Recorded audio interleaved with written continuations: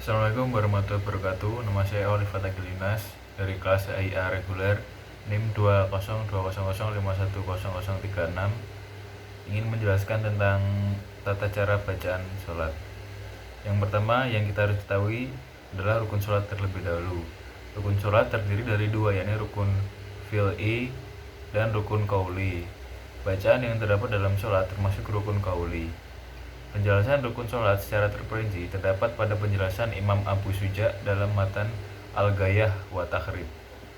Berikut ini ada rukun-rukun sholat.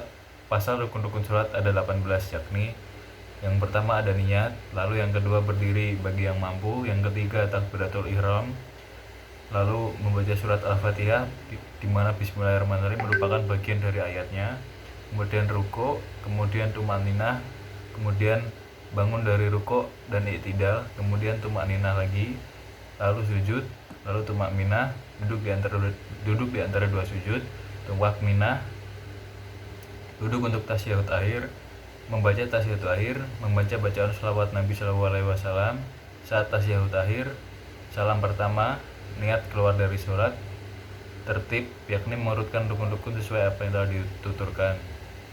Saat mulai melaksanakan rukun sholat, seorang muslim harus sudah mengetahui tata cara bacaan sholat dan artinya. Yang pertama, bacaan niat sholat.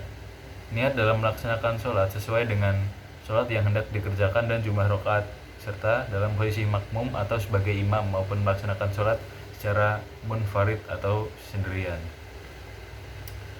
Bacaan sholat. Lalu yang selanjutnya adalah bacaan takbiratul ihram. Takbiratul ihram merupakan rukun sholat pertama yang dilakukan untuk mengawali serangkaian rukun sholat lainnya. Bacaan takbiratul ihram ini merupakan bacaan takbir pertama yang diucapkan ketika memulai sholat. Sebelum mengucapkan takbiratul ihram, inilah niat sholat yang harus dilafalkan. Bacaan saat melakukan takbiratul ihram yakni Allahu Akbar, yang artinya Allah Maha Besar. Dalam sholat berjamaah, Rasulullah selalu mengeraskan suara takbiratul ihram. Hal ini dilakukan supaya makmum dapat mengikuti takbir imam ketika sudah memasuki takbiratul ihram. Apabila imam mengucapkan Allahu Akbar, maka ucapkanlah Allahu Akbar. Dari HR Ahmad Baihaqi Syahi, hadis. Lalu selanjutnya ada bacaan sholat dan artinya ketika iftihah. Setelah melakukan takbiratul ihram, disunahkan untuk membaca doa iftihah. Bacaan doa iftihah berisi pujian kepada Allah Subhanahu wa taala. Rasulullah bersabda, "Salat seseorang tidak sempurna hingga ia bertakbir, memuji Allah dan menyunjungnya, kemudian membaca Al-Qur'an yang mudah baginya." Hadis riwayat Abu Dawud dan Hakim Sahih. Berikut bacaan doa iftitah yang diajarkan oleh Rasulullah. Allahu Akbar kabira walhamdulillahi katsira wa subhanahu wa ta'ala yang inna wajhatu wajhiya alladzi fatara samawati wal arda hanifa muslima wa ma ana minal musyrikin. Inna sholati wa nusuki wa mahyaya wa mamati lillahi rabbil alamin la syarika lahu wa bidzalika umirtu wa ana awwalul muslimin. Artinya, Allah Maha Besar, dengan sebesar-besarnya segala puji bagi Allah dengan pujian yang banyak. Maha suci Allah pada waktu pagi dan petang, sesungguhnya aku hadapkan wajahku kepada Allah yang telah menciptakan langit dan bumi dalam keadaan tunduk, dan aku bukanlah dari golongan orang-orang musyrik. Sesungguhnya sholatku, sembelihanku, hidup dan matiku hanya milik Allah, Tuhan semesta alam. Tidak ada sekutu baginya, dan dengan demikian itulah aku diperintahkan dan aku adalah orang yang pertama berserah diri. Yang selanjutnya ada membaca surat Al-Fatihah. Ketika melaksanakan sholat, setiap rakaat wajib membaca surat Al-Fatihah karena merupakan rukun sholat. Namun setelah membaca surat Al-Fatihah, disunahkan untuk membaca surah lainnya dalam Al-Quran pada rakaat pertama dan kedua. Pada rakaat ketiga dan keempat cukup membaca surat Al-Fatihah saja. Selanjutnya ada bacaan sholat dan artinya ketika ruku. Setelah membaca surat Al-Fatihah dan lainnya, maka rukun sholat yang harus dikerjakan yaitu ruku. Terdapat beberapa perbedaan lafaz dalam ruku oleh beberapa ulama. Berikut bacaan ruku. Subhana rabbiyal adimi, yang berarti Maha Suci Tuhanku yang Maha Agung. Lalu selanjutnya ada bacaan sholat dan artinya ketika itidal. Ketika mengangkat punggung dari rukuk, Rasulullah SAW tidak membaca takbir namun membaca Sami Allah liman hamidah, artinya Allah Maha mendengar orang yang memuji. Setelah tegak berdiri, beliau melanjutkan dengan Rabbana walakal hamdu, artinya wahai Tuhan kami, bagimu segala puji. Hadis riwayat Bukhari dan Muslim. Bacaan selanjutnya adalah ketika sujud. Turun sujud dan itidal, Rasulullah membaca takbir Allahu Akbar, lalu membaca salah satu bacaan sujud berikut ini: Subhana rabbiyal a'la 3 kali, yang artinya Maha suci Tuhanku yang maha tinggi. Selanjutnya adalah bacaan duduk di antara dua sujud.